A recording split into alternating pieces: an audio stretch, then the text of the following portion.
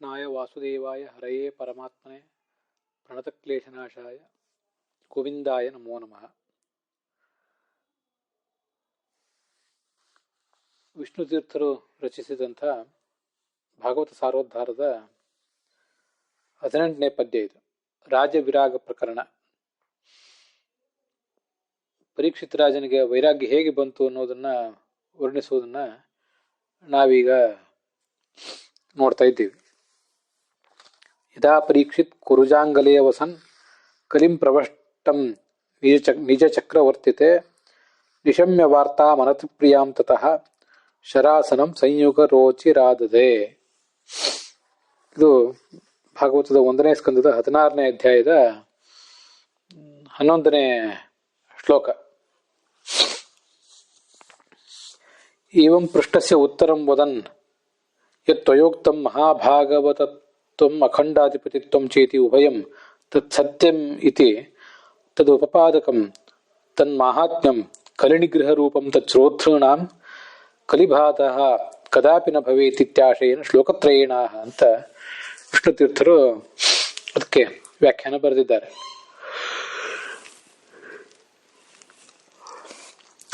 ಸೂತರು ಶೌನಕಾದಿ ಋಷಿಗಳು ಮಾಡಿದಂತಹ ಪ್ರಶ್ನೆಗೆ ಉತ್ತರ ರೂಪವಾಗಿ ವರ್ಣಿಸ್ತಾ ಹೋದ್ರು.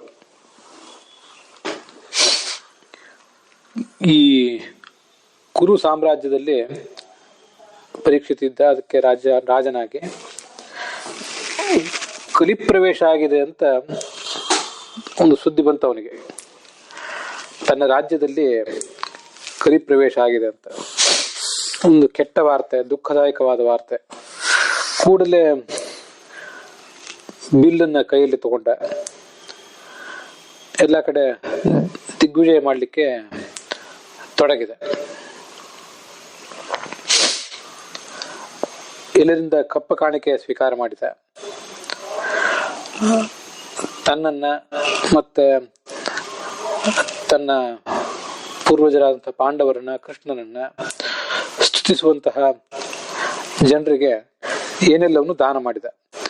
ಇದು ಕೂಡ ಭಾಗವತದ 1ನೇ ಸ್ಕಂದದ 6ನೇ ಅಧ್ಯಾಯದ 13, 14, 16 ಈ ಶ್ಲೋಕಗಳಲ್ಲಿದೆ. ಭದ್ರಾಶ್ವಂ ಕೇತುಮಾಲಂ ಚ ಭಾರತಂ ಚ ಉತ್ತರಾನ್ ಕುರೋನ್ ಕಿಂಪುರುಷಾದೀನಿ ಸರ್ವಾಣಿ ವಿಜಿತ್ಯ ಜಗೃಹೇ ಬಲಿಂ ಅಂತ. ಭದ್ರಾಶ್ವ ವರ್ಷ, ಕೇತುಮಾಲ ವರ್ಷ, ಭಾರತ ವರ್ಷ, ಉತ್ತರ ಕುರು ವರ್ಷ, ಕಿಂಪುರುಷ ವರ್ಷ ಅಂತಿವೆಲ್ಲ.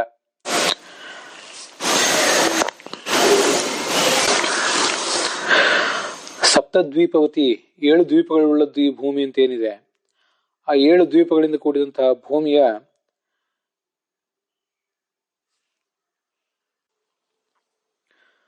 ಜಂಬೂ ದ್ವೀಪದಲ್ಲಿ ಈ ಭದ್ರಾಶ್ವ, ಕೇತುಮಾಲ ಮೊದಲಾದಂತಹ ವರ್ಷಗಳಿವೆ. ಅಲ್ಲಿಯೇ ಭಾರತ ವರ್ಷ ಕೂಡ ಇರುವುದು. ಮತ್ತೆ ಭರತಖಂಡ ಆ ಭಾರತ ವರ್ಷದ ಒಂದು ಭೂಭಾಗ. ಇಲ್ಲೆಲ್ಲ ಸಂಚಾರ ಮಾಡಿದ. ಎಲ್ಲ ಕಡೆ ಬಲಿ ಅಂದ್ರೆ ಕಪ್ಪವನ್ನ ಸ್ವೀಕಾರ ಮಾಡಿದ. ಸ್ವಪೂರ್ವೇಶ ಮಹಾತ್ಮನಾಂ, ತನ್ನ ಪೂರ್ವಜರಾದಂತಹ ಮಹಾತ್ಮರಾದ ಪಾಂಡವರ ಗುಣಗಾನವನ್ನು ಕೇಳಿದ. ಕೃಷ್ಣ ಮಹಾತ್ಮ್ಯ ಸೂಚಕಂ, ಪಾಂಡವರ ಯಶೋಗಾಥೆ ಅಂದ್ರೆ ಅದು ಕೃಷ್ಣನ ಯಶೋಗಾಥೆಯೇ. ಬಹಳ ಸಂತೋಷದಿಂದ ಅವರಿಗೆ ಎಲ್ಲ ದಾನಗಳನ್ನು ಕೂಡ ಕೊಟ್ಟ. ಅಲ್ಲೆಲ್ಲೂ ಕೂಡ ಕಲಿ ಅವನಿಗೆ ಕಂಡು ಬರಲಿಲ್ಲ. ಆದ್ರೆ ಒಂದು ಕಡೆ ಸರಸ್ವತಿ ತೀರದಲ್ಲಿ ಕಲಿ ಆತನ ಕಣ್ಣಿಗೆ ಬಿದ್ದಂತೆ.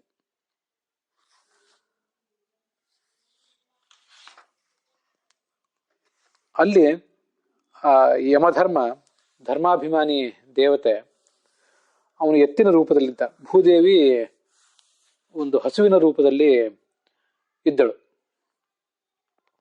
ಎತ್ತು 3 ಕಾಲು ಕಳೆದುಕೊಂಡಿತ್ತು, ಒಂದೇ ಕಾಲು ಅದಕ್ಕೆ ಇತ್ತು. ಹಸುವಿಗೆ ಕರುವಿಲ್ಲ, ಅದು ಕಣ್ಣೀರಿಡ್ತಾ ಇತ್ತು. ಈ ರಾಜವೇಷ ಧರಿಸಿದಂತಹ ಕಲಿ ಈ ಹಸು ಮತ್ತು ಎತ್ತುಗಳನ್ನ ಕಾಲಿನಿಂದ ಒದೀತಾ ಇದ್ದ. ಇಂಥದೊಂದು ದೃಶ್ಯ ಆ ರಾಜನ ಕಣ್ಣಿಗೆ ಬಿತ್ತು.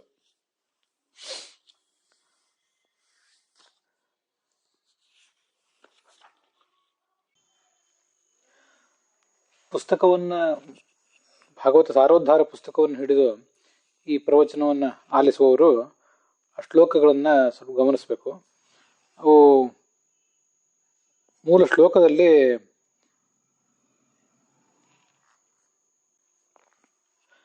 ಮೂಲ ಪುಸ್ತಕದಲ್ಲಿ ಅದು 1ನೇ ಸ್ಕಂದದ 6ನೇ ಅಧ್ಯಾಯ ಅಲ್ಲ, 16ನೇ ಅಧ್ಯಾಯ.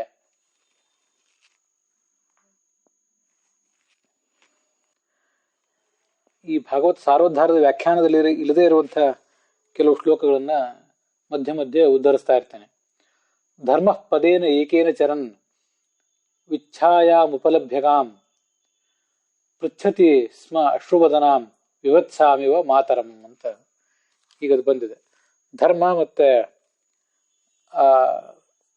ಭೂಮಿ ಅವರ ನಡುವೆ ನಡೆದಿರುವಂತಹ ಸಂಭಾಷಣ ಹೊಂದಿದೆ ಅಲ್ಲಿ. ಕಚ್ಚಿತ್ ಭದ್ರೇ ಅನಾಮಯಂ ಆತ್ಮನಸ್ತೆ ವಿಚ್ಛಾಯಾಸಿ ಮ್ಲಾಯತ ಎನ್ಮುಖೇನ. ನಿನಗೆಲ್ಲವೂ ಕ್ಷೇಮವೇ ಹೇಗೋ ಅಂತ ಆ ಧರ್ಮ ಇವಳನ್ನ ಕೇಳ್ತಾ ಇದ್ದಾನೆ. ಇದಂ ಮಮಾಚಕ್ಷ್ವ ತಬಾಧಿಮೂಲಂ ವಸುಂಧರೆ ಏನ ವಿಕರ್ಷಿತಾಸಿ. ನಿನ್ನ ನೋವಿಗೇನು ಕಾರಣ? ಇದೆಲ್ಲ ಧರ್ಮ ಮತ್ತೆ ಆ ಭೂಮಿ ಅವರಿಬ್ಬರ ನಡುವೆ ನಡೆದಂತಹ ಒಂದು ಸಂಭಾಷಣ. ಅದಕ್ಕೆ ಭೂಮಿ ಉತ್ತರ ಹೇಳಿದ್ದು ಕೂಡ ಅಲ್ಲಿ ಕಂಡು ಬರ್ತದೆ. ಅದೆಲ್ಲವೂ ಈಗ ಇಲ್ಲಿ ಬೇಡ, ಮುಂದೆ ಭಾಗವತವನ್ನ ವಿಸ್ತೃತವಾಗಿ ನಾವು ನೋಡುವಾಗ ಅಲ್ಲಿ ನೋಡಿದ್ರಾಯ್ತು. ಮುಂದೆ 17ನೇ ಅಧ್ಯಾಯದಲ್ಲಿ ತತ್ರ ಗೋಮಿಥುನಂ ರಾಜ ಹನ್ಯಮಾನಂ ಅನಾಥವತ್ ದಂಡಹಸ್ತಂ ಚ ವೃಷಲಂ ದದೃಶೇ ನೃಪಲಾಂಛನಂ. ರಾಜನಂತೆ ಕಾಣ್ತಾ ಇದ್ದಾನೆ.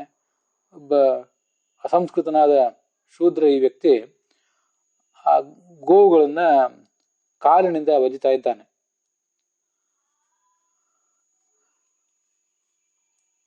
ವೇಪಮಾನಂ ಪದೈಕೇನ ಸೀದಂತಂ ಶೂದ್ರ ಪೀಡಿತಂ. ಅದು ಭ್ರಾಂತವಾಗಿದೆ, ದುಃಖಿತ ಆಗಿದೆ, ನಡುಗುತ್ತಾ ಇದೆ. ಗಾಂಚ ಕರ್ಮದುಘಾಂ ದೀನಾಂ ಭೃಶಂ ಶೂದ್ರ ಪದಾಹತಾಂ ವಿವತ್ಸಾಂ ಅಶ್ರುವದನಾಂ ಕೃಷಾಂ ಯವಸಮಿಚ್ಛಂತಿ. ಆ ಗೋವಿಗೆ ಮೇವಿಲ್ಲ, ಅದು ಕೂಡ ಸಂಕಟ ಪಡ್ತಾ ಇದೆ. ಪಪೃಚ್ಛ ರಥಮಾರೂಢ ಕಾರ್ತಸ್ವರ ಪರಿಚ್ಛದಂ. ಆ ರಾಜ ಮುಂದಿನಂತೆ ಅದನ್ನು ಕೇಳ್ತಾನಂತೆ. ಮತ್ತೆ ಅದಕ್ಕಿಂತ ಮೊದಲು ಆ ಸಂಭಾಷಣೆಯನ್ನು ಕೂಡ ಅವನು ಆಲಿಸಿದ. ಅಲ್ಲಿ ನಿಂತವನು ಧರ್ಮದೇವತೆ. ಅವನ 4 ಪಾದಗಳು ಅಂದ್ರೆ ತಪಸ್ಸು, ಶೌಚ, ದಯಾ ಮತ್ತು ಸತ್ಯ. ಭೂಮಿಯಲ್ಲಿ ಕೃಷ್ಣ ಇರುವಷ್ಟು ಕಾಲ 4 ಪಾದಗಳನ್ನು ಊರಿ ಅದು ನಡೀತಾ ಇತ್ತು. ಈಗ ರಕ್ಷಕರಿಲ್ಲದ ಕಾರಣ ತಪಸ್ಸು, ಶೌಚ, ದಯೆ ಅನ್ನುವಂಥ 3 ಪಾದಗಳು ಅದಕ್ಕೆ ಕತ್ತರಿಸಿ ಹೋಗಿವೆ. ಒಂದೇ ಸತ್ಯ ಅನ್ನುವಂಥ ಪಾದ ಉಳಿದಿದೆ. ಆ ಸತ್ಯ ಅನ್ನುವಂಥ ಪಾದವನ್ನು ಕೂಡ ಮುರಿದು ಹಾಕಬೇಕು. ಪೂರ್ಣ ಈ ವೃಷಭವನ್ನ ಪಾದರಹಿತವನ್ನಾಗಿ ಮಾಡಬೇಕು ಅಂತನ್ನುವುದು ಈತನ ಆಲೋಚನೆ, ಕಲಿಯ ಆಲೋಚನೆ ಅದು.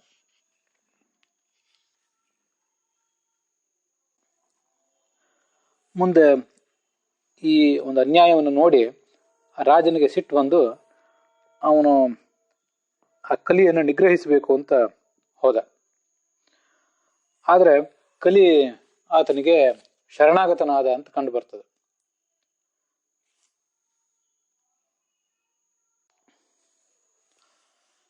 ತಂ ಜಿಘಾಂಸುಮಭಿಪ್ರೇಕ್ಷ್ಯ ವಿಹಾಯ ನೃಪಲಾಂಛನಂ ತತ್ಪಾದಮೂಲಂ ಶಿರಸ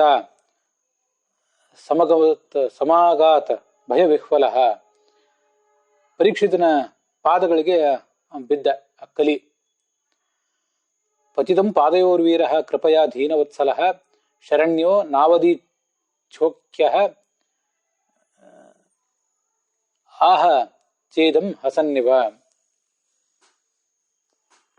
ಶರಣಾಗತರಾದಂಥವರನ್ನು ರಕ್ಷಿಸುವುದು ರಾಜರ ಒಂದು ಕರ್ತವ್ಯ. ಅದಕ್ಕಾಗಿ ಅವನು ಕೊಲ್ಲಿಲ್ಲ ಅಂತ ಮುಂದಿನ ಶ್ಲೋಕದಲ್ಲಿ ಬರ್ತದೆ. ನತೆ ಗುಡಾಕೇಶ ಯಶೋಧರಾಣಾಂ ಬದ್ಧಾಂಜಲೇರ್ಭೋ ಭಯಮಸ್ತಿ ಕಿಂಚಿತ್ ನವರ್ತಿತವ್ಯಂ ಭವತಾ ಕಥಂಚಿತ್ ಕ್ಷೇತ್ರೇ ಮದೀಯೇ ತ್ವಮಧರ್ಮ ಬಂಧು. ಇದು ಇಲ್ಲಿ ಭಾಗವತ್ ಸಾರೋದ್ಧಾರದಲ್ಲೇ ಬಂದಿರೋದು. 1ನೇ ಸ್ಕಂದದ 17ನೇ ಅಧ್ಯಾಯದ 30ನೇ ಶ್ಲೋಕ. ಕಿಂಚ ಭೀತಾಭಯಪ್ರದಾನಂ ರಾಜ್ಞಾಂ ಪರಮೋಧರ್ಮ ಇತಿ ಜಾನನ್ ಅಭಯಂ ಚ ದತ್ತವಾನ್ ಇತ್ಯಾಹ ನತೆ ಗುಡಾಕೇಶ ಇತಿ. ಪರೀಕ್ಷಿತ ರಾಜ ಕಲಿಗೆ ಅಭಯದಾನ ಮಾಡಿದಂತೆ. ಅಲ್ಲಿ ಭೋಹೋ ಅಂತ ಆತನನ್ನ ಸಂಬೋಧಿಸಿದ. ನೀಚನಾದ್ರಿಂದ ಅವನ ಹೆಸರನ್ನು ಕರೆಯುವುದು ಕೂಡ, ಹೆಸರನ್ನು ಸ್ಮರಣೆ ಮಾಡಿಕೊಳ್ಳುವುದು ಕೂಡ ಈ ರಾಜನಿಗೆ ಬೇಡವಾಗಿತ್ತು. ಆದ್ರಿಂದ ಕಲಿಯೇ ಅಂತ ಆತನ ಹೇಳಿಲ್ಲ, ಭೋಹೋ ಅಂತ ಹೇಳಿದೆ. ನಮ್ಮ ಪೂರ್ವಜನಾದಂಥ ಅರ್ಜುನ ಎಲ್ಲ ಶರಣಾಗತರಾದವರಿಗೂ ಕೂಡ ಅಭಯ ಕೊಡುವಂಥವನು. ಅವನ ವಂಶದಲ್ಲಿ ಹುಟ್ಟಿ ಬಂದವನು ನಾನು. ನಿನಗೆ ನಾನು ಶಿರಚ್ಛೇದ ರೂಪವಾದ ಶಿಕ್ಷೆಯನ್ನು ಕೊಡೋದಿಲ್ಲ, ಆದರೆ ನವರ್ತಿತವ್ಯಂ ಭವತಾ ಕಥಂಚಿತ್, ನನ್ನ ಸಾಮ್ರಾಜ್ಯದಲ್ಲಿ ಮಾತ್ರ ನೀನು ಇರ್ತಕ್ಕದ್ದಲ್ಲ, ಇಲ್ಲಿಂದ ನೀನು ಹೊರಟು ಹೋಗಬೇಕು.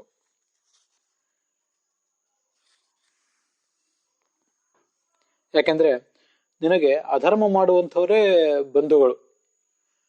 ಅಧರ್ಮಾಚರಣೆಯನ್ನು ಮಾಡುವಂಥವರೆಲ್ಲರೂ ಕೂಡ ನಿನ್ನವರೇ ಅಥವಾ ನಿನ್ನ ಪ್ರೇರಣೆ ಒಳಗಾದವರೇ. ಪರೀಕ್ಷಿತ ಕಲಿಗೆ ಅಭಯದಾನ ಮಾಡಿದ್ದ ಅಂತ ಬಂದಿದೆ ಅಲ್ಲ, ಅದ್ಯಾಕೆ ಆ ಥರ ಮಾಡಿದ ಅಂದ್ರೆ, ಸರ್ವವೇದಾಶ್ಚ ಯಜ್ಞಾಶ್ಚ ತಪೋದಾನಾನಿ ಚಾನಘ ಜೀವಾಭಯ ಪ್ರದಾನಸ್ಯ ನಕುರ್ವೀರನ್ ಕಲಾಮಪಿ ಅಂತ ಹೀಗೆ ಒಂದ್ ಕಡೆ ಕೇಳಿ ಬರ್ತದೆ.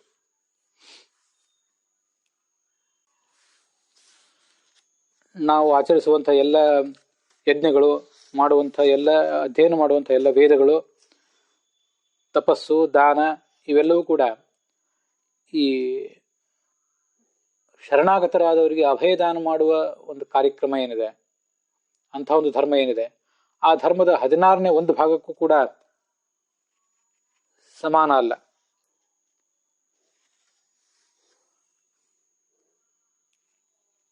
ಒಂದು ಅಂಶಕ್ಕೂ ಸಮಾನ ಅಲ್ಲ ಅಂತ ಅದರ ಶಾಸ್ತ್ರದ ತಾತ್ಪರ್ಯ.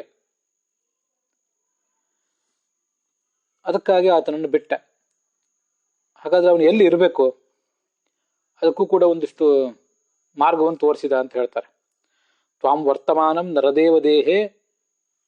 ನರದೇವದೇಹೇಶು ಅನುಪ್ರವೃತ್ತೋಯಮಧರ್ಮ ಯೂಥಃ ಲೋಭೋನೃತಂ ಚೌರ್ಯಮನಾರ್ಯಮೋಹೋ ಜ್ಯೇಷ್ಠಾ ಚ ಮಾಯಾ ಕಲಹಶ್ಚ ದಂಭಃ. ಅಧರ್ಮ ಬಂಧುತ್ವಮೇವ ಪ್ರಕಟಯತಿ ತ್ವಾಮಿತಿ. ನೀನು ಎಲ್ಲ ಅಧಾರ್ಮಿಕರನ್ನು ನಿನ್ನ ಬಂಧುಗಳನ್ನಾಗಿ ಇಟ್ಕೊಂಡವನು ಅಂತ ಬಂದಿದೆಯಲ್ಲ ಹಿಂದೆ, ಅದನ್ನು ವಿವರಿಸ್ತಾರಂತೆ. ಪರೀಕ್ಷಿತ್ ರಾಜ ಕಲಿಗೆ ಹೇಳ್ತಾನೆ, ನೀನು ಹೇಗೆ ಮಾಡ್ತಿ ಅಂದ್ರೆ, ನೀನು ಮೊದಲು ರಾಜರ ವ್ಯಕ್ತಿತ್ವವನ್ನು ಪ್ರವೇಶ ಮಾಡ್ತೀಯ, ಅವರ ದೇಹ ಮನಸ್ಸುಗಳನ್ನು ನೀನು ಪ್ರವೇಶ ಮಾಡ್ತೀಯ. ಅಲ್ಲಿ ದುರ್ಬುದ್ಧಿಯನ್ನು ನೀನು ಪ್ರಚೋದಿಸ್ತಿ. ನಿನ್ನನ್ನು ಅನುಸರಿಸಿ ಲೋಭ, ಅಧರ್ಮ ಇವೆಲ್ಲವೂ ಕೂಡ ಒಳಗೆ ಬರ್ತಾರೆ. ಅವರೆಲ್ಲ ನಿನ್ನ ಅನುಯಾಯಿಗಳು. ಆದ್ರಿಂದ ನೀನು ಪಾಪಿ. ಲೋಭ ಮೊದಲಾದವರು ಯಾರು ಅಂದ್ರೆ ಕಲಿಯ ಮಕ್ಕಳು ಅವರು ಅಂತ ಅವರನ್ನ ವರ್ಣಿಸ್ತಾರೆ. ಜ್ಯೇಷ್ಠ ಅಲಕ್ಷ್ಮಿ ಅಂತ ನೋಡು ಕಲಿಯ ಪತ್ನಿ. ಇವರೆಲ್ಲರೂ ಕಲಿಯ ಪ್ರೇರಣೆಯಿಂದ, ಕಲಿ ಮುನ್ನುಗ್ಗಿದ್ರೆ ಆತನ ಹಿಂದೆ ಇವರು ಕೂಡ ಎಲ್ಲ ಬರ್ತಾರೆ. ರಾಜರ ಮೂಲಕ, ರಾಜರ ಶರೀರದೊಳಗಿದ್ದು ಆ ರಾಜರ ಮೂಲಕ ಈ ದುಷ್ಕೃತ್ಯಗಳನ್ನೆಲ್ಲ ಮಾಡಿಸ್ತಾರ ಅವರು. ಧೃತರಾಷ್ಟ್ರನೇ ಇದಕ್ಕೆ ಸಾಕ್ಷಿ. ಮೂಲತಃ ಗಂಧರ್ವನ ಅವತಾರ, ದೇವಾಂಶ ಸಂಭೂತ ಅವನು. ಆದರೆ ಅವನೊಳಗೆ ಕವಿ ಪ್ರವೇಶ ಮಾಡಿದಾಗ ಪಾಂಡವರಿಗೆ ಆತ ಹಿಂಸೆ ಕೊಟ್ಟ, ಮತ್ತೆ ಸಭೆಯಲ್ಲಿ ದ್ರೌಪದಿಗೆ ಅವಮಾನ ಮಾಡಿದ, ಮುಂದೆ ಅವ್ರನ್ನ ಕಾಡಿಗಟ್ಟಿದ. ಮತ್ತೆ ಇದೇ ಕಲಿಯ ಆವೇಶದಿಂದಲೇ ದ್ರೋಣ ಭೀಷ್ಮಾದಿಗಳು ಕೂಡ ಅಲ್ಲಿ ಮೌನವಾಗಿದ್ದರು ಅಂತ ಅನ್ನೋದನ್ನ ನಾವು ಈ ಹಿಂದೆ ನೋಡಿದ್ದೀವಿ. ಕಲಿಯಾವೇಶ ರಹಿತರಾದವರಲ್ಲಿದ್ದದ್ದು ಭೀಮ, ದ್ರೌಪದಿ, ಗಾಂಧಾರಿ, ವಿದುರ, ಹೀಗೆ ಕೆಲವರು ಮಾತ್ರ.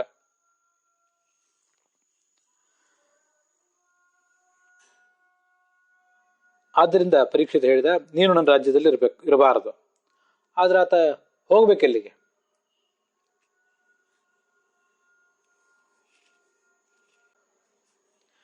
ಯಾಕೆಂದ್ರೆ ಎಲ್ಲವೂ ಕೂಡ ಕಲಿಯ ಸಾಮ್ರಾಜ್ಯ, ಈ ಪರೀಕ್ಷಿತನ ಸಾಮ್ರಾಜ್ಯವೇ ಆಗಿತ್ತು.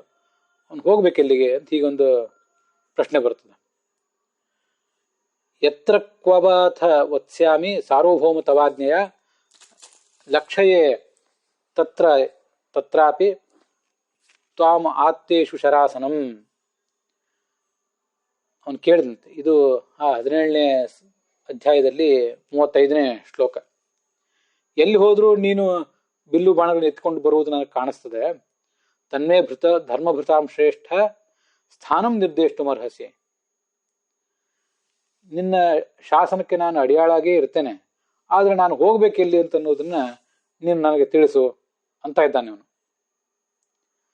ಆಗ ಅಭ್ಯರ್ಥಿತಸ್ತದಾ ತಸ್ಮೈ ಸ್ಥಾನಾನಿ ಕಲಯೇ ಕರೋತ್. 5 ಸ್ಥಾನಗಳನ್ನ ಆತನಿಗೆ ಕೊಟ್ಟ. ಅದೆಲ್ಲಿ ಅಂದ್ರೆ, ದ್ಯೂತಂ ಪಾನಂ ಸ್ತ್ರೀಯ ಸೂನ ಯತ್ರ ಅಧರ್ಮ ಚತುರ್ವಿಧ ಪುನಶ್ಚ ಯಾಚಮಾನಾಯ ಜಾತರೂಪ ಮತಾತ್ ಪ್ರಭು. ಜೂಜಾಟ, ಮದ್ಯಪಾನ, ಮತ್ತೆ ಸ್ತ್ರೀ ಸಂಘ,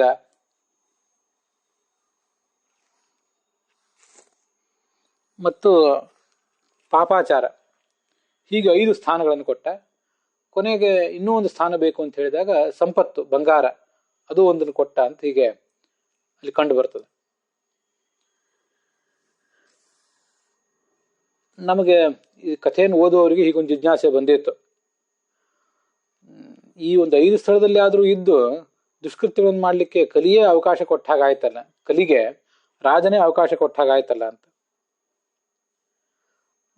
ಅವನನ್ನು ಪೂರ್ಣವಾಗಿ ದೇಶದಿಂದ ಉಚ್ಚಾಟಿತ ಮಾಡಿಬಿಟ್ಟಿದ್ರೆ ಅಥವಾ ಕೊಂದೇ ಹಾಕಿಬಿಟ್ಟಿದ್ರೆ ಇದೆಲ್ಲ ಆಗ್ತಿರ್ಲಿಲ್ಲ. ಅಂತೂ ಎಲ್ಲೋ ಒಂದ್ ಕಡೆ ಸ್ವಲ್ಪ ಆದ್ರೂ ಅವಕಾಶ ಕೊಟ್ಬಿಟ್ರೆ ಆತನಿಗೆ ತನ್ನ ಪ್ರಭಾವವನ್ನ ಬೀರ್ಲಿಕ್ಕೆ ಅವಕಾಶ ಕೊಟ್ಟ ಹಾಗಾಗ್ತದೆ. ರಾಜ ಇದನ್ನೆಲ್ಲ ಆಲೋಚನೆ ಮಾಡ್ಲಿಲ್ಲಲ್ಲ. ಮತ್ತೆ ತಾನು ಕೂಡ ಆ ಕಲಿಯ ಆವೇಶಕ್ಕೆ ಕಾರಣವಾದಂಥ ಬಂಗಾರವೊಂದು ಕಿರೀಟವನ್ನು ತೊಟ್ಟಿದ್ದ. ಆದ್ರಿಂದ ಶಮೀಕ ಋಷಿಯ ಕೊರಳಿಗೆ ಸತ್ತ ಹಾವನ್ನು ಹಾಕುವಂತ ದುರ್ಬುದ್ಧಿ ಆತನಿಗೆ ಬಂತು, ಮುನಿಶಾಪ ಬಂತು. ಆದ್ರೆ ಕಿರೀಟವನ್ನು ಕಳಚಿಟ್ ಕೂಡಲೇ ಅವನಿಗೆ ಪಶ್ಚಾತ್ತಾಪ ಆಯಿತು. ಗಂಗಾ ತೀರದ ನಡುವೆ, ಗಂಗಾ ಪ್ರವಾಹದ ನಡುವೆ ಒಂದು ಏಕಸ್ತಂಭದ, ಒಂದೇ ಒಂದು ಸ್ತಂಭ ಇದ್ದಂಥ ಒಂದು ಅರಮನೆ, ಅಲ್ಲಿ ಅಂಗರಕ್ಷಕರೊಂದಿಗೆ ಮತ್ತೆ ವೈದ್ಯರ ಜೊತೆಗೆ ವಾಸ ಮಾಡಿದ. ಏನಾದ್ರೂ ಯಾರ ಹಾವು ಅಂತ ಕಚ್ಚಿದ್ರೆ ತನಗದು ಪರಿಹಾರ ಕೂಡಲೇ ಸಿಗುವಂತಾಗಬೇಕು ಅನ್ನೋ ದೃಷ್ಟಿಯಿಂದ ಅಲ್ಲಿ ವಾಸ ಮಾಡಿದ. ಆದರೂ ಕೊನೆಗೂ ತಕ್ಷಕ ಅಂತೂ ಕಚ್ಚಿದ್ದಾಗೇ ಹೋಯ್ತು. ಮರಣವನ್ನು ತಪ್ಪಿಸ್ಕೊಳ್ಳಿಕ್ಕೆ ಅವನಿಗೇನು ಆಗ್ಲಿಲ್ಲ. ಋಷಿ ಶಾಪ ಸತ್ಯ ಆಯ್ತು. ಇವೆಲ್ಲ ಹೀಗೆಲ್ಲ ಅನೇಕ ತರದ ಪ್ರಶ್ನೆಗಳು ಬರ್ತವೆ. ಅವನಿಗೆ ಪರೀಕ್ಷಿತ್ ಅಂತ ಹೆಸರಿತ್ತು. 2 ಕಾರಣದಿಂದ. ಒಂದು, ಗರ್ಭದಲ್ಲಿ ಇದ್ದಾಗಲೇ ಅವನು ತನ್ನ ಸುತ್ತಲೂ ಗದಾಪಾಣಿಯಾದಂತಹ ಕೃಷ್ಣನನ್ನ ನೋಡ್ತಾ ಇದ್ನಂತೆ. ಆತನಿಗೆ ಏನೂ ಆಗದೆ, ಆ ಶಿಶುವಿಗೆ ಏನೂ ಆಗಬಾರದು ಅಂತ ಭಗವಂತ ಗದಾಪಾಣಿಯಾಗಿ ಒಳಗಡೆ ಇದ್ದ. ಅವನು ಈ ಪರೀಕ್ಷಿತನನ್ನ ರಕ್ಷಿಸ್ತಾ ಇದ್ದ. ತನ್ನ ಸುತ್ತಲೂ ಗದಾಪಾಣಿಯಾದ ಭಗವಂತನನ್ನು ನಾವು ನೋಡ್ತಾ ಇದ್ದ. ಆ ಕಾರಣಕ್ಕಾಗಿ ಆತನಿಗೆ ಪರೀಕ್ಷಿತ್ ಅಂತ ಹೆಸರು ಕಂಡು ಬರ್ತದೆ. ಸುತ್ತಲೂ ಭಗವಂತನನ್ನು ಕಾಣ್ತಿದ್ದದ್ದು ಒಂದು ಕಾರಣ. ಮತ್ತೊಂದು, ಪರೀಕ್ಷೀಣೆ ಕುಲೆ ಯಸ್ಮಾತ್ ಜಾತೋಯಂ ಅಭಿಮನ್ಯುಜಃ ಪರೀಕ್ಷಿತ ನಾಮಾಸ್ಯ. ಪರೀಕ್ಷೀಣ, ಈ ಪಾಂಡವ ವಂಶವೇ ನಿರ್ನಾಮ ಆಗುವಂತ ಪ್ರಸಂಗ ಬಂದಿತ್ತು. ಆಗ ಅಭಿಮನ್ಯುವಿನಿಂದ ಹುಟ್ಟಿದವನು ಈ ಪರೀಕ್ಷಿತ. ಆದ್ರಿಂದ ಆತನಿಗೆ ಪರೀಕ್ಷಿತ ಎಂಬುದಾಗಿ ಹೆಸರು ಅಂತ ಕಂಡು ಬರ್ತದೆ. ಅದೇ ಭಾಗವತದ 1ನೇ ಸ್ಕಂದದ 11ನೇ ಅಧ್ಯಾಯದ 30ನೇ ಶ್ಲೋಕ ಒಂದು ಹೀಗಿದೆ: ಸಯೇಷ ಲೋಕೆ ವಿಖ್ಯಾತ ಪರೀಕ್ಷಿತಿ ಪ್ರಭು ಸರ್ಪದೃಷ್ಟಿ ಮನುಧ್ಯಾಯನ್ ಪರೀಕ್ಷೇತ ನರೇಶ್ವಿಹ. ಎಲ್ಲ ಕಡೆ ಸರ್ಪದೃಷ್ಟಿ, ನನ್ನನ್ನು ಕಚ್ಚಲಿಕ್ಕೆ ಈ ತಕ್ಷಕ ಯಾವ್ದಾರು ರೂಪದಿಂದ ನನ್ನ ಸುತ್ತಮುತ್ತಲು ಬರ್ತಾ ಇರಬಹುದಾ ಅಂತ ಎಲ್ಲ ಕಡೆ ನೋಡ್ತಾ ಇದ್ದ. ಹೀಗೆ ಇದು ಎರಡನೇ ಅರ್ಥ. ಎಲ್ಲರನ್ನೂ ಈತನೇ ಪರೀಕ್ಷಿತ ಇರಬಹುದಾ ಅಂತ ಅವನು ಶಂಕಿಸ್ತಿದ್ದರಿಂದ ಪರೀಕ್ಷಿತ. ಉತ್ತರ ಭಾರತದ ಪಾಠದಲ್ಲಿ ಈ ಸರ್ಪದೃಷ್ಟಿ ಮನೋಧ್ಯಾಯನ್ ಅನ್ನೋದ್ರ ಬದಲು ಗರ್ಭದೃಷ್ಟ ಮನೋಧ್ಯಾಯನ್, ತಾನು ಗರ್ಭದಲ್ಲಿದ್ದಾಗಲೇ ಭಗವಂತನನ್ನು ನೋಡಿದ್ನಲ್ಲ ಈ ಪರೀಕ್ಷಿತ, ಆದ್ರಿಂದ ಎಲ್ಲ ಕಡೆ ಆತ ಭಗವಂತನನ್ನು ಕಾಣ್ತಾ ಇದ್ದ, ಹೊರಗೆ ಕೂಡ ಅಂತ ಇನ್ನೊಂದು ಪಾಠವು ಕೂಡ ಕಾಣಿಸ್ತದೆ. ಇಂಥ ವಿಶಿಷ್ಟವಾದ ಅರ್ಥಗಳಿವೆ ಪರೀಕ್ಷಿತ್ ಶಬ್ದಕ್ಕೆ. ದಕ್ಷಿಣ ಭಾರತದ ಪಾಠದಲ್ಲೂ ಕೂಡ ಅದೇ 12ನೇ ಅಧ್ಯಾಯದಲ್ಲಿ ಸುಮಾರು 8-9ನೇ ಶ್ಲೋಕ ಒಂದು ಹೀಗಿದೆ. ಇದು 7ನೇ ಶ್ಲೋಕ, 1ನೇ ಸ್ಕಂದದ 11ನೇ ಅಧ್ಯಾಯದ 7ನೇಯ ಶ್ಲೋಕ ಇದು. ಮಾತ್ರ ಗರ್ಭಗತೋ ವೀರ ಸತದಾ ಭೃಗುನಂದನ ದದರ್ಶ ಪುರುಷಂ ಕಂಚಿತ್ ದಶ್ಯಮಾನ ಅಸ್ತ್ರ ತೇಜಸ. ಅಶ್ವತ್ಥಾಮ ಬ್ರಹ್ಮಾಸ್ತ್ರವನ್ನು ಪ್ರಯೋಗಿಸಿದ್ನಲ್ಲ, ಅದರ ಬಿಸಿ ತಟ್ಟಿತ್ತು ಈ ಮಗುವಿಗೆ. ಅದು ಅಲ್ಲಿ ಈ ಭಗವಂತನನ್ನು ಕಂಡಿತು. ಹೆಬ್ಬೆರಳಿನ ಗಾತ್ರದ ಬಂಗಾರದ ಆಭರಣಗಳನ್ನು ಧರಿಸಿದ 16 ವರ್ಷದ ಪೀತಾಂಬರವನ್ನು ಧರಿಸಿದಂತಹ ಭಗವಂತನನ್ನ ಅವನು ಕಂಡ. ಕ್ಷತಜಾಕ್ಷಂ ಗದಾಪಾಣಿಂ ಆತ್ಮನ ಸರ್ವತೋದಿಶಂ. ಸುತ್ತಲೂ ಪರೀಕ್ಷಿತನ ಸುತ್ತಲೂ ಗರ್ಭದಲ್ಲಿ ಸಂಚಾರ ಮಾಡ್ತಾ ಇದ್ದ. ಪರಿಭ್ರಮಂತ ಉಲ್ಕಾಭಾಂ ಭ್ರಾಮಯಂತಂ ಗದಾಂ ಮುಹುಹು. ಉಲ್ಕೆಯಂತೆ ಪ್ರಬಲವಾದ ಕಂಗೊಳಿಸುವಂತಹ ಗದೆಯನ್ನ ಕೈಯಲ್ಲಿ ಧರಿಸಿ ಆ ಮಗುವನ್ನ ಅವನು ರಕ್ಷಿಸ್ತಾ ಇದ್ದ. ಅಸ್ತ್ರತೇಜ ಸ್ವಗದಯ ನಿಹಾರಮಿವ ಗೋಪತಿ ವಿಧಮಂತಂ ಸನ್ನಿಕರ್ಷೆ ಪರೀಕ್ಷಿತ ಕೈತ್ಯಸೌ. ಇವನು ಯಾರು ಈ ವ್ಯಕ್ತಿ, ನನ್ನನ್ನು ರಕ್ಷಿಸ್ತಾ ಇದ್ದಾನಲ್ಲ ಅಂತ ಅವನು ನೋಡಿದಂತೆ. ಪರೀಕ್ಷಿತ, ಹೀಗೆ ನೋಡಿದ. ಮತ್ತೆ 10ನೇ ತಿಂಗಳು ಕಾಲಿಟ್ಟಾಗ ಆ ಭಗವಂತ ಅಲ್ಲಿಂದ ಅಂತರ್ಹಿತನಾಗಿ ಬಿಟ್ಟ ಅಂತ ಮುಂದೆ ಕಂಡು ಬರ್ತದೆ. ಇದಿಷ್ಟು ಆ ಪರೀಕ್ಷಿತ ರಾಜನ ಒಂದು ಶಬ್ದದ ಅರ್ಥ.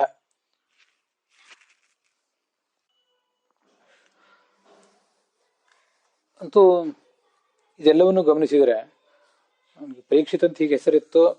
ಆದ್ರೆ ಸರ್ಪ ಕಚ್ಚಿ ಸಾಯುವಂತಹ ಅಪಮೃತ್ಯು ಯೋಗ ಅಂತನ್ನೋದು ಆತನ ಜಾತಕದಲ್ಲೇ ಇತ್ತು ಅಂತ ಕಂಡು ಬರ್ತದೆ. ಅವನಿಗೂ ಗೊತ್ತಿತ್ತು. ಭಾಗವತ ಅದನ್ನು ಹೇಳಿದೆ. 1ನೇ ಸ್ಕಂದದ 11ನೇ ಅಧ್ಯಾಯದ 27-28ನೇ ಶ್ಲೋಕದಲ್ಲಿ ಆ ಎಲ್ಲ ವಿಷಯಗಳಿವೆ. ಈ ಬ್ರಾಹ್ಮಣರು ಈತನಿಗೆ ಹೇಳಿದ್ದು.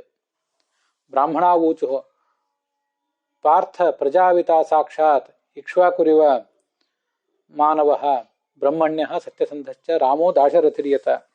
ದೊಡ್ಡ ಚಕ್ರವರ್ತಿ ಆಗ್ತಾನೆ, ಬೇಕಾದಷ್ಟು ವೈಭವದಿಂದ ಈತ ಮೆರೆದಾಡ್ತಾನೆ ಅಂತ ಅನ್ನೋದನ್ನೆಲ್ಲ ಹೇಳಿದ್ರು. ಪ್ರಹ್ಲಾದ ಇವ ಸದ್ಗ್ರಹ, ಭಗವಂತನ ಸನ್ನಿಧಾನಕ್ಕೆ ಪಾತ್ರ ಈತ. ನಿಗೃಹೀತ ಕಲೇರೇಶ ಭುವೋ ಧರ್ಮಸ್ಯ ಕಾರಣಾತ್ ತಕ್ಷಕಾದ ಆತ್ಮನೋ ಮೃತ್ಯುಂ ದ್ವಿಜಸರ್ಪೋಪಸರ್ಜಿತಾಂ. ತಕ್ಷಕನಿಂದ ತನಗೆ ಮೃತ್ಯು ಆಗ್ತದೆ ಅಂತ ಅನ್ನೋದನ್ನು ಕೂಡ ಅವನು ತಿಳ್ಕೊಂಡಿದ್ದ, ಗೊತ್ತಾಗ್ತದೆ ಅವನಿಗೆ. ತಿಳ್ಕೊಂಡು ಆತ ವ್ಯಾಸರ ಪುತ್ರರಾದಂಥ ಶುಕಾಚಾರ್ಯನಿಂದ ಈ ಭಾಗವತವನ್ನು ಶ್ರವಣ ಮಾಡ್ತಾನೆ, ತತ್ವಜ್ಞಾನವನ್ನು ಪಡಿತಾನೆ. ಇತಿ ರಾಜ್ಞ ಉಪಾದಿಶ್ಯ ವಿಪ್ರಾಹ ಜಾತಕ ಕೋವಿದಾಹ. ಮೊದಲೇ ಅವರೆಲ್ಲ ಹೇಳಿಬಿಟ್ಟಿದ್ರು. ಹೀಗೆ ಅವನಿಗೆ ಶಾಪ ಬರ್ತದೆ, ಆದ್ರೆ ಮುಂದೆ ಸದ್ಗತಿಯನ್ನು ಪಡಿತಾನ ಅವನು ಅಂತ ಅನ್ನೋದು ಅವರ ಅಭಿಪ್ರಾಯ ಆಗಿತ್ತು. ಆದ್ರಿಂದ ಭಗವಂತನ ಇಚ್ಛೆಯೇ ಹೀಗಿದ್ದರಿಂದ ಮುನಿಯ ಕೊರಳಿಗೆ ಸಪ್ತ ಹಾವನ್ನು ಹಾಕಿದ. ತನ್ನ ಶಾಪವನ್ನ ಅವನು ತಾನೇ ತಂದುಕೊಂಡ, ಹೊರತು ಕಲಿಯ ಪ್ರಭಾವ ಅವನ ಮೇಲೆ ಆಗಿದ್ದೇನಲ್ಲ. ಕಲಿಯ ಪ್ರಭಾವದಿಂದ ದೂರ ಇರುವಂತಹ ವ್ಯಕ್ತಿ ಅವನು. ಹಾಗಾದ್ರೆ ಕಲಿಯನ್ನು ಕೊಲ್ಲದೆ ಯಾಕೆ ಬಿಟ್ಟ ಅಂತ ನಮ್ಗೊಂದು ಜಿಜ್ಞಾಸೆ ಬರ್ತದೆ. ವಸ್ತುತಃ ಆಗಲೇ ಕಲಿಯನ್ನು ಕೊಲ್ಲುವುದು ಭಗವಂತನಿಗೆ ಸಮ್ಮತ ಅಲ್ಲ. ಕಲಿಕಾಲ ಬರಬೇಕು ಅಂತನ್ನುವುದು ಭಗವಂತನದೇ ಆಲೋಚನೆ. ಭಗವಂತ ಯಾವ್ಯಾವ ಕಾಲಕ್ಕೆ ಏನೇನಾಗಬೇಕೋ ಅದನ್ನೆಲ್ಲ ಮಾಡ್ತಾನೆ. ಇದು ನಮಗೂ ಕೂಡ ಗೊತ್ತಿರಬೇಕು. ದುಶ್ಯಾಸನ ದ್ರೌಪದಿ ಸೀರೆ ಸೆಳೆದಾಗ ಅಲ್ಲೇ ಕೃಷ್ಣ ಆತನ ನಿಗ್ರಹಿಸಬಹುದಿತ್ತಲ್ಲ, ಸರ್ವಶಕ್ತನಾದಂಥ ಕೃಷ್ಣ. ಆದರೆ ಅದನ್ನ ಆತ ಮಾಡೋದಿಲ್ಲ. ಯಾವ ಕಾಲಕ್ಕೆ ಏನ್ ಮಾಡಬೇಕೋ ಅದನ್ನ ಹಾಗೇ ಮಾಡ್ಲಿಕ್ಕೆ ಬಿಡ್ತಾನೆ.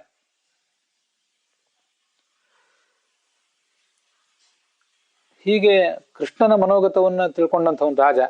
ಇದು ಕಲಿಕಾಲ ಅಂದ ಮೇಲೆ ಆ ಕಲಿಕಾಲದಲ್ಲಿ ಕಲಿಯ ಪ್ರಭಾವ ನಡಿಬೇಕು. ಪರೀಕ್ಷಿತನು ಆಲೋಚನೆ ಮಾಡಿದ, ಕಲಿಯನ್ನು ಕ್ಷಮಿಸಿದ. ಅದಕ್ಕೆ ಮತ್ತೂ ಕೆಲವು ಕಾರಣಗಳಿವೆ. ಮುಂದೆ 11ನೇ ಸ್ಕಂದದಲ್ಲಿ ಆ ವಿಷಯ ಎಲ್ಲ ಬರೋದಿದೆ.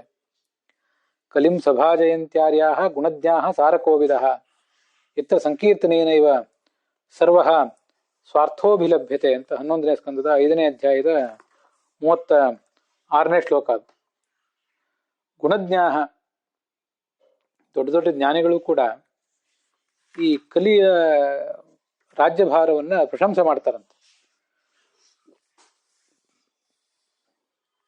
ಯಾಕೆಂದ್ರೆ ಸಂಕೀರ್ತನೆಯನ್ನೈವ, ಕೇವಲ ಭಗವಂತನ ನಾಮ ಸಂಕೀರ್ತನೆಯನ್ನು ಮಾಡಿದ ಮಾತ್ರದಿಂದ ಸರ್ವ ಸ್ವಾರ್ಥೋಭಿಲಭ್ಯತೆ, ಎಲ್ಲಾ ಥರದ ಸ್ವಾರ್ಥವೂ ಕೂಡ ಅಲ್ಲಿ ಸಿಗ್ತದೆ. ಏನೇನು ಸಿಗಬೇಕೋ, ಧರ್ಮ ಅರ್ಥ ಕಾಮ ಮೋಕ್ಷ ಇವೆಲ್ಲವೂ ಏನೇನು ಸಿಗಬೇಕೋ ಹಾಗೆ ಸಿಗ್ತದೆ. ಆದ್ರಿಂದ ಎಲ್ಲರೂ ಕೂಡ ಕಲಿಯನ್ನ ಪ್ರಶಂಸಿಸ್ತಾರೆ ಅಂತ ಒಂದ್ ಕಡೆ ಇದೆ. ಕೃತಾದಿಷು ಕಲಾ ಜನಾರಾಜನ್ ಕಲಾವಿಚ್ಛಂತಿ ಸಂಭವಂ ಎತ್ತ ಸಂಕೀರ್ತಿತೋ ನೃಣಾಂ ಹರಿರ್ದಾಸ್ಯತ್ ಸಂಭವಂ ಅಂತ ಮತ್ತೊಂದು ಕಡೆ ಇದೆ. ಕೃತಯುಗ ಮೊದಲಾದ ಕಡೆ ಇದ್ದಂಥ ಜನರು ಕೂಡ ಕಲಿಯುಗದಲ್ಲಿ ಹುಟ್ಟಬೇಕು ಅಂತ ಬಯಸ್ತಾರೆ ಅಂತ. ಯಾಕೆ ಅಂದ್ರೆ ಆ ಕೃತಯುಗಕ್ಕಿಂತ ಕಲಿಯುಗದಲ್ಲಿ ಸಾಧನೆ ಬಹಳ ಸುಲಭ. ಭಗವಂತನ ನಾಮಸ್ಮರಣೆ ಮಾಡಿದ ಮಾತ್ರದಿಂದ ಅವನು ಅಸಂಭವಂ, ಮತ್ತೆಂದು ಮರಳಿಗೆ ಭೂಮಿಗೆ ಬರದಂಥ ಮೋಕ್ಷವನ್ನ ಕೊಡ್ತಾನೆ ಅಂತ 2 ಶ್ಲೋಕಗಳಿವೆ.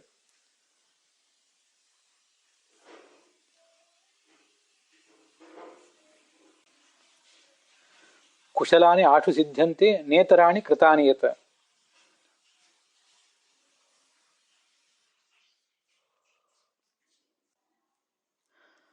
ಧರ್ಮ ಬೇಗ ಸಿದ್ಧ ಆಗ್ತದಂತೆ. ನೇತರಾಣಿ ಕೃತಾನಿ. ಆದರೆ ಅಧರ್ಮ, ಇದು ನಮ್ಗೆ ಎಲ್ಲರಿಗೂ ತುಂಬಾ ಮಹತ್ವದ ಅಂಶ, ಗೊತ್ತಿರಬೇಕಾದದ್ದು. ಬಹಳ ಅಧರ್ಮ ಮಾಡ್ತೀವಿ ನಾವು ಕಲಿಯುಗದಲ್ಲಿ ಅಂತಲ್ಲ, ಆದರೆ ಅಧರ್ಮಕ್ಕೆ ಫಲ ಕಡಿಮೆ.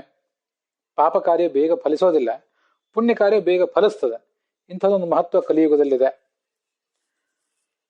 ಮತ್ತೆ ಇವನು ಕೂಡ, ಈ ಕಲಿಯು ಯಾರು ದುರ್ಬಲರಾದವರಿದ್ದಾರೆ ಅವರ ಮೇಲೆ ತನ್ನ ಪ್ರಭಾವ ಬೀರ್ತಾನೆ.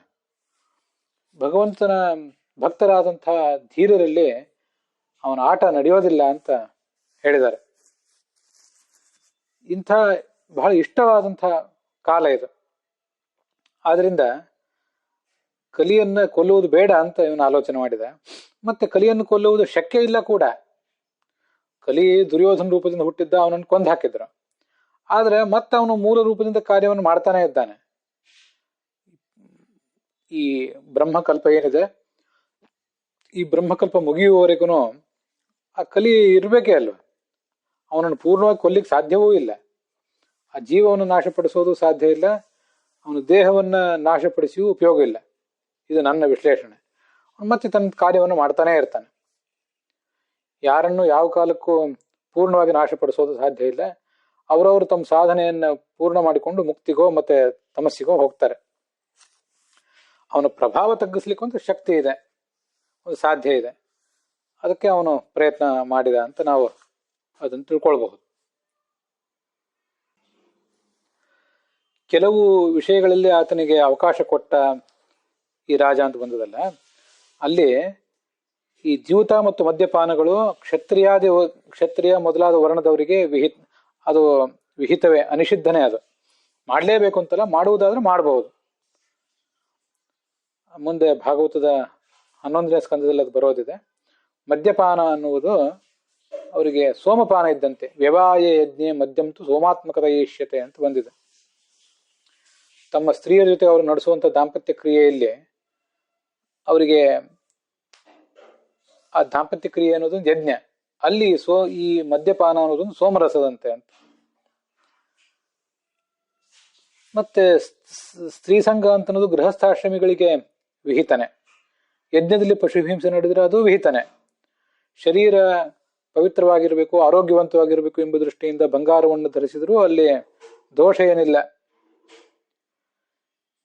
ಕೇವಲ ವಿಷಯಾಸಕ್ತಿ ದೃಷ್ಟಿಯಿಂದ, ಧರ್ಮಾಚರಣೆ ದೃಷ್ಟಿ ಇಲ್ಲದೇನೆ ಇವುಗಳನ್ನು ಆಚರಿಸಿದ್ರೆ ಮಾತ್ರ ದೋಷ ಅಂತ ಕಂಡು ಬರ್ತದೆ. ಹೀಗೆ ಅವನಿಗೆ ಅಧಾರ್ಮಿಕವಾಗಿ, ಧರ್ಮಕ್ಕೆ ವಿರುದ್ಧವಾಗಿ ನಡೆಯುವ ಜೀವಿತ, ಮದ್ಯಪಾನ, ಸ್ತ್ರೀಸಂಗ, ಹಿಂಸೆ, ಬಂಗಾರ ಅಲ್ಲಿ ಮಾತ್ರ ಅವಕಾಶ ಕೊಟ್ಟಿದ್ದ. ಎಲ್ಲ ಕಡೆ ಆತನಿಗೆ ಅವಕಾಶ ಕೊಟ್ಟಿರಲಿಲ್ಲ ಅಂತ ಮುಂದೆ ಅದು ಕಂಡು ಬರ್ತದೆ ನಮಗೆ. ಆಚಾರ್ಯರು ವಿಹಿತಾತಿರೇಕೇಣ ಸೇವೇತ, ಎಷ್ಟು ಸೇವನೆ ಮಾಡಬೇಕೋ ಅಷ್ಟೇ ಮಾಡಬೇಕು, ಅದಕ್ಕಿಂತ ಹೆಚ್ಚಿನ ಸೇವನೆ ಮಾಡಬಾರದು ಅಂತ ಅಲ್ಲೇ ವರ್ಣನೆ ಮಾಡಿದ್ದಾರೆ. ಆದ್ರಿಂದ ಆತ ಬಂಗಾರವನ್ನು, ಕಿರೀಟವನ್ನು ಧರಿಸಿದ್ದ ಮಾತ್ರಕ್ಕೆ ಕಲಿ ಪ್ರವೇಶ ಆಯಿತು ಅಂತ ಅನ್ನೋದು ಆಚಾರ್ಯರ ಭಾಗವತ ತಾತ್ಪರ್ಯಕ್ಕೆ ವಿರುದ್ಧ. ಗಂಗಾ ಪ್ರವಾಹದ ನಡುವೆ ಏಕಸ್ತಂಭದ ಅರಮನೆಯಲ್ಲಿ ಯಾಕೆ ಕುಳಿತ? ಅವನಿಗೇನು ಮರಣ ಭಯ ಇತ್ತ, ಶರೀರದ ಮೋಹ ಇತ್ತ ಅನ್ನುವಂಥ ಒಂದು ಜಿಜ್ಞಾಸೆ ನಮಗೆ ಬರ್ತದೆ. ಅದಕ್ಕೆ ಹೀಗೆ ಅರ್ಥ ಮಾಡ್ಕೋಬೇಕು, ಲೋಕದ ಒಳಿತಿಗಾಗಿ, ಪ್ರಜೆಗಳ ರಕ್ಷಣೆಗಾಗಿ ಬದುಕಿದ್ದವನವನು. ದುರ್ಮರಣದಿಂದ ಶರೀರ ಪರಿತ್ಯಾಗ ಬಂದ್ರೆ ಅದು ಮಂಗಳಕರ ಕಾರಕ ಅಲ್ಲ. ಪಟ್ಟಾಭಿಷಿಕ್ತನಾದ ರಾಜ ನಾನು, ಕರ್ತವ್ಯಕ್ಕೆ ಚ್ಯುತಿ ಕೂಡ ಬರಬಾರದು. ಇರುವವರೆಗೂ ನನ್ನ ಕಾರ್ಯವನ್ನು ನಾನು ಮಾಡಬೇಕು, ದುರ್ಮರಣ ಬರಬಾರದು ಅನ್ನೋ ದೃಷ್ಟಿಯಿಂದ ತಕ್ಷಕನಿಂದ ಏನಾದರೂ ಮರಣ ಬಂದ್ರೆ ಅವಶ್ಯ ಮಾಡಬೇಕಾದಂಥ ಕಾರ್ಯಕ್ಕೆ ಚ್ಯುತಿ ಬರ್ತದೆ ಅಂತ ಗೊತ್ತಿದೆ ಅವನಿಗೆ. ಅದಕ್ಕೆ ಮುನಿಶಾಪ ಬರುವುದಕ್ಕಿಂತ ಮುಂಚೆನೇ ಆ ಏಕಸ್ತಂಭದ ಅರಮನೆಯಲ್ಲಿದ್ದ. ಯಾಕಂದ್ರೆ ಅವನಿಗೆ ಅದು ಮೊದಲೇ ಗೊತ್ತಿತ್ತು, ತಕ್ಷಕನಿಂದ ಮರಣ ಆಗ್ತದೆ ಅಂತ ಅನ್ನೋದು ಶಾಪ ಬಂದ ಮೇಲೆ ಗೊತ್ತಿರುವುದಲ್ಲ. ಅವನಿಗೆ ಜ್ಯೋತಿಷಿಗಳು ಹೇಳಿದ್ರು ಅಂತ ನಾವು ನೋಡಿದ್ದೇವೆ, ಮೊದಲೇ ನೋಡಿದ್ದೇವೆ ಅದನ್ನ. ಒಂದು ವಾರದೊಳಗೆ ಅರಮನೆ ಕಟ್ಟಿಸಿ ಅಲ್ಲಿ ಕೂತ್ಕೊಂಡಿರ್ಲಿಲ್ಲ ಅವನು ಅಂತ ತಿಳ್ಕೊಳ್ಬೇಕು. ಮತ್ತೆ ಮರಣ ಭಯದಿಂದಲೇ ಅಲ್ಲಿ ಅಡಗಿದ್ದ ಅಂತ ಆದ್ರೆ ಅವನು ಉಪವಾಸ ವ್ರತವನ್ನು ಯಾಕೆ ಸ್ವೀಕಾರ ಮಾಡಿದ?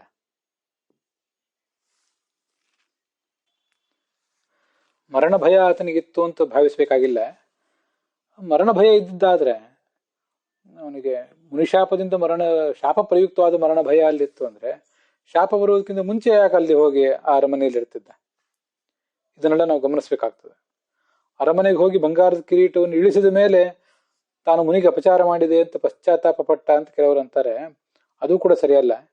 ಅವನಿಗೆ ಅರಮನೆಗೆ ಹೋಗುವಾಗಲೇ ಆ ಒಂದು ಪಶ್ಚಾತ್ತಾಪ ಆಗಿತ್ತು, ಅರಮನೆಯ ದಾರಿಯಲ್ಲಿ ಅವನಿಗೆ ಪಶ್ಚಾತ್ತಾಪ ಆಗಿತ್ತು ಅಂತ ಕಂಡು ಬರ್ತದೆ. ಮುನಿಶಾಪ ಬಂದು ತನಗೆ ಮರಣನೇ ನಿಶ್ಚಿತ ಆಗ್ತದೆ ಅಂತ ಅವನಿಗೆ ಗೊತ್ತಿತ್ತು. ಹಾಗಾಗಿ ಅನಶನ ವ್ರತ ಯಾಕೆ ಕೈಗೊಂಡ ಅಂದ್ರೆ, ಅನಶನ ವ್ರತ ಮಾಡುವುದಂದ್ರೆ ಕೇವಲ ಆಹಾರ ನೀರು ಸ್ವೀಕಾರ ಮಾಡದಿರುವುದು ಅಷ್ಟೇ ಅಲ್ಲ, ಈ ಪ್ರಪಂಚದ ಪರಿವೆಯೇ ಇಲ್ಲದೆ ಇರುವಂತೆ ಅಸಂಪ್ರಜ್ಞಾತ ಸಮಾಧಿಯಲ್ಲಿ ಹರಿಧ್ಯಾನದಲ್ಲಿ ಮುಳುಗುವುದು. ಆ ಮರಣ ಕಾಲದಲ್ಲಿ ಭಗವಂತನ ಧ್ಯಾನ ಮಾಡ್ತಾ ಅವನು ಕಾಲ ಕಳೆಯುವುದನ್ನ ಬಯಸಿದ್ದ. ಹಾಗಿರುವಾಗ ಇಂಥ ಸ್ಥಿತಿಯಲ್ಲಿ ಆ ಬಾಹ್ಯ ದೇಹ ಒಂದು ವೇಳೆ ತಕ್ಷಕನ ಶಾಪದಿಂದ ಭಸ್ಮೀಭೂತ ಆದ್ರೂ ಕೂಡ ಅವನಿಗೆ ಅದರಿಂದ, ಜೀವಾತ್ಮನಿಗೇನೂ ಅದರಿಂದ ತೊಂದರೆ ಆಗೋದಿಲ್ಲ. ವಿಷ, ಅಗ್ನಿ ಇತ್ಯಾದಿಗಳ ಕಾರಣದಿಂದ ಶರೀರ ಬಿಡುವ ಪ್ರಸಂಗ ಬಂದ್ರೆ ಅದು ಅಪಮೃತ್ಯು, ದುರ್ಮರಣ ಆಗ್ತದೆ, ದೋಷಕರ ಆಗ್ತದೆ. ಅದು ಅವನು ಈ ಮುನಿಶಾಪದಿಂದ ಬಂದಿರುವಂತಹ ದುರ್ಮರಣವನ್ನು ತಪ್ಪಿಸಿಕೊಳ್ಳುವ ಉದ್ದೇಶ ಮಾತ್ರ ಇಟ್ಕೊಂಡಿದ್ದ ಅಂತ ತಿಳ್ಕೊಳ್ಬೇಕು. ನತ್ವಾಂ ಧಕ್ಷತಿ ತಕ್ಷಕ ಅಂತ ಶುಕಾಚಾರ್ಯ ಹೇಳ್ತಾರೆ. ಶುಕ ನಿನ್ನನ್ನು ಕಚ್ಚುವುದಿಲ್ಲ ಅಂತ ಅರ್ಥ ಅಲ್ಲ, ಅವನು ಕಚ್ತಾನೆ, ಆದ್ರೆ ನಿನಗೆ ಅದರಿಂದ ಬಾಧೆ ತಟ್ಟೋದಿಲ್ಲ ಅಂತ ಅದರ ಅರ್ಥ. ಅದರಿಂದ ಅಪಮೃತ್ಯುವನ್ನು ತಪ್ಪಿಸಿಕೊಂಡು ಅವನು ಸದ್ಗತಿಯನ್ನು ಪಡ್ಕೊಂಡ ಅಂತ ಅದರ ತಾತ್ಪರ್ಯ ತಿಳ್ಕೋಬೇಕು. ಕಲಿಯನ್ನ ಕೊಲ್ಲದೆ ಬಿಟ್ಟದ್ದೇ ತಪ್ಪು, 5 ಸ್ಥಳದಲ್ಲಿ ಜಾಗ ಕೊಟ್ಟದ್ದು ತಪ್ಪು ಅಂತ ಹೀಗೆಲ್ಲ ವ್ಯಾಖ್ಯಾನ ಮಾಡುವುದು ಯಾವುದು ಸರಿಯಲ್ಲ.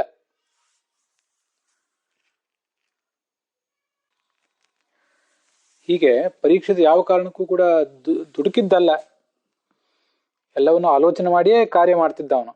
ಅವನನ್ನು ಪರೀಕ್ಷಿತ್ ಅಂತ ಹೇಳಿದ್ದಾರೆ ವೇದವ್ಯಾಸರು. ಅವನಿಗೆ ವಿಷ್ಣುರಾತ, ಔತ್ತರೇಯ ಅಂತ ಬೇರೆ ಬೇರೆ ಹೆಸರಿತ್ತು. ನಾನು ಹಿಂದೆ ಹೇಳಿದ್ದೆ ಅದನ್ನು. ಉತ್ತರೆಯ ಮಗನಾದ್ರಿಂದ ಔತ್ತರೇಯ.